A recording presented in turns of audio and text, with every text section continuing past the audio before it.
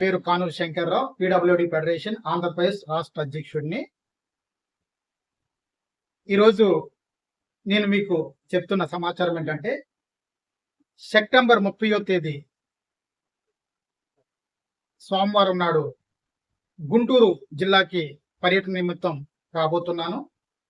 మన దివ్యాంగుల సమస్యలు నిమిత్తం జిల్లా కలెక్టరేట్లో, గుంటూరు జిల్లా కలెక్టరేట్లో పీడబ్ల్యూడి ఫెడరేషన్ లెటర్ యాడ్తో వినతిపత్రం అందించాలనుకుంటున్నాను.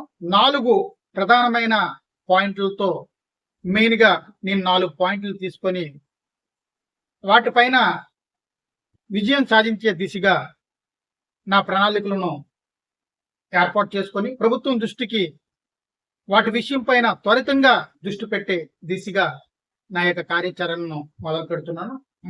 మొట్టమొదట ఆలోచన, పూర్తి స్థాయి వైకల్యానికి గురైన దివ్యాంగులు అందరికీ కూడా 15,000 రూపాయల పెన్షన్ అందించే దిశగా ప్రభుత్వం చర్య చేపట్టాలనేసి ఒకటి.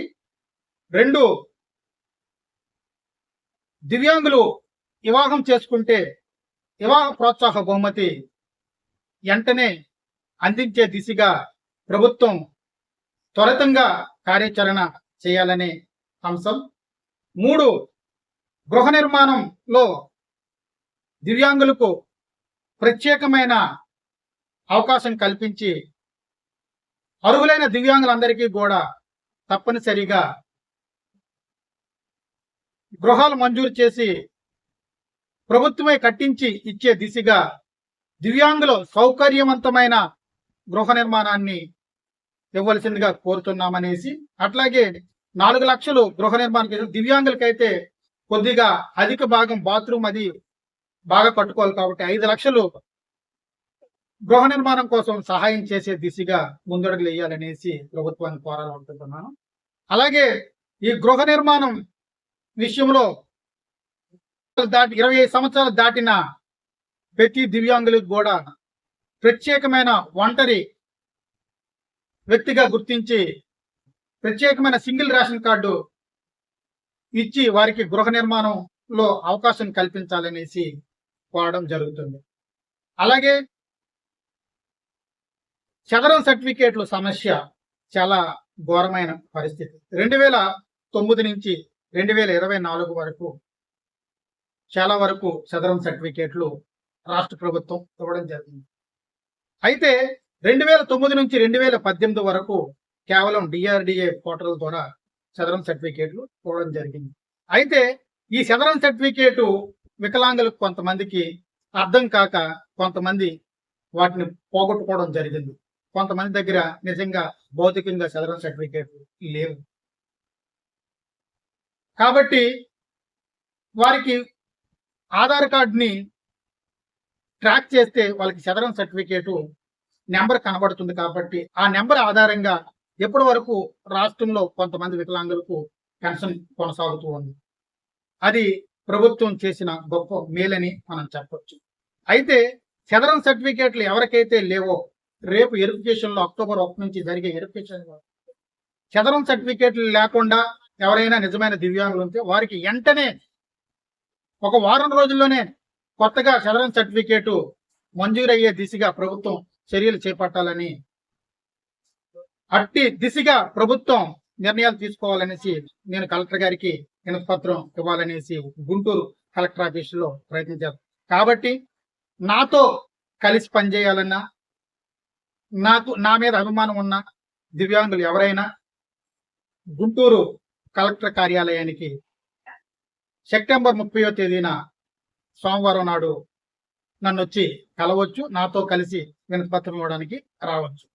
అట్లాగే ఈ పూర్తి స్థాయి వైకల్యం గల గురైన దివ్యాంగులు ఎవరైనా ఉంటే వారు రాలేరు కాబట్టి వారి తరపు నుంచి వారి బంధువులు లేకపోతే వారి కుటుంబ సభ్యులు ఎవరో ఒకరు నేను చెప్పిన ఈ యొక్క పత్రాలని తప్పనిసరిగా నాకు అందిస్తే నేను వారి తరపున గుంటూరు జిల్లా ప్రభుత్వ హాస్పిటల్కి వెళ్ళి వారిని మీ తరపు నుంచి అడగడానికి ప్రయత్నాలు చేస్తాను.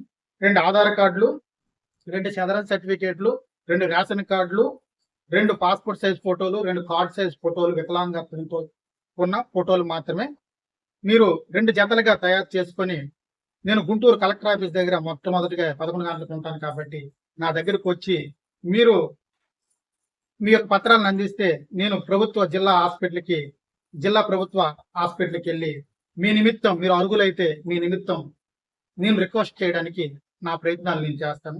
నా ఉద్దేశం ఒకటే, అర్హులందరికీ కూడా, దివ్యాంగులైన అర్హులందరికీ కూడా ప్రభుత్వ పథకాలు వారికి అందించాలి. దానికి నాకు తోడుగా ఎవరు వచ్చినా నేను ఆనందిస్తాను. కాబట్టి పూర్తి స్థాయి వైకల్యానికి గురైన దివ్యాంగులు మీ యొక్క పత్రాలని మీ యొక్క బంధువులతోటి కానీ మీ యొక్క కుటుంబ సభ్యులతో కానీ నా దగ్గరకు వచ్చి అందించవలసిందిగా ప్రేమపూర్వకంగా కోరుతున్నాను. 30వ తేదీ సెప్టెంబర్ 2024 సోమవారం నాడు గుంటూరు కలెక్టర్ కార్యాలయంలో 10 గంటల నుంచి 11 గంటల లోపు నేను ఇక్కడికి వచ్చి వస్తాను. కాబట్టి కలెక్టర్ కార్యాలయంలో వినతిపత్రం సమర్పించిన తర్వాత ప్రభుత్వ హాస్పిటల్కి వెళ్ళి ఈ యొక్క డిఎంహెచ్ఓ పెన్షన్ల గురించి స్పష్టంగా ఆ సర్టిఫికేట్ల గురించి మాట్లాడడానికి ప్రయత్నం. అంటే కొన్ని జిల్లాల్లో వీటి గురించి ఏ విధమైన అభ్యంతరం లేదు, గుంటూరులో కొద్దిగా అభ్యంతరం వస్తుంది. కాబట్టి నేను వారి నిమిత్తం మాట్లాడడానికి తప్పనిసరిగా వెళ్ళవలసిన బాధ్యత నాకుంది. కాబట్టి పీడబ్ల్యూడి ఫెడరేషన్ రాష్ట్ర అధ్యక్షుడిగా మీ కొరకు సేవలు అందించే బాధ్యత, నేను సేవలు అందిస్తాననేసి తీర్మానం చేసుకున్నాను. కాబట్టి నేను నా యొక్క శక్తి వంచన లేకుండా మీకోసం కష్టపడడానికి సిద్ధంగా ఉన్నాను. కాబట్టి నాకు సపోర్ట్ చేయండి. ఈ యొక్క మన దివ్యాంగుల సేవలో అనేక విధాలుగా ఖర్చులు ఉంటాయి. కాబట్టి మీ స్వచ్ఛందంగా మీకు ఇష్టం ఉంటే నా ప్రయాణాలు, నా ఖర్చులు అన్నిటి నిమిత్తం మీ యొక్క సహాయం అందించగలిగితే నేను ఒక ఫోన్ నెంబర్ ఇస్తాను.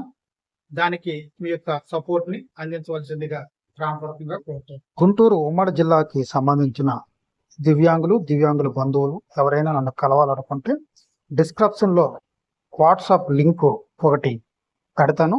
దాన్ని ప్రెస్ చేయగానే నేను ప్రత్యేకంగా దీనికోసం ఏర్పాటు చేసిన వాట్సాప్ గ్రూప్లోనికి మీరు చేర్చబడతారు.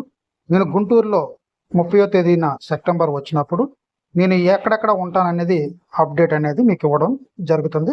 కాబట్టి ఈ విషయాన్ని గుంటూరులో ఉన్న